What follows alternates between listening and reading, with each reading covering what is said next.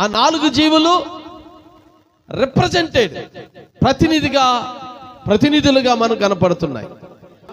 ఎవరు అంటే ఒకటి తూర్పుకి, ఒకటి పశ్చిమానికి, ఒకటి ఉత్తరానికి, ఒకటి దక్షిణానికి. ఏంటివి? ఇవి ప్రపంచమునకు, ఈ భూమినకు 4 మూలలు లేక 4 దిక్కులు. హల్లెలూయా. ఈ 4 మూలలు అంటే ఈ 4 సువార్తలు వధువుకు సాదృశ్యం అయి ఉన్నది.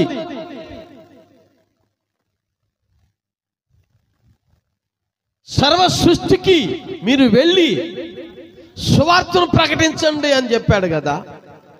అప్పుడు సువార్త వెళ్ళి ఎవరిని పట్టుకొచ్చింది? వధువును పట్టుకొచ్చింది. అంటే సింహాసనము ఎదుట ఉన్న ఆ 4 జీవులు వధువుకు సాదృశ్యమై ఉన్నారు.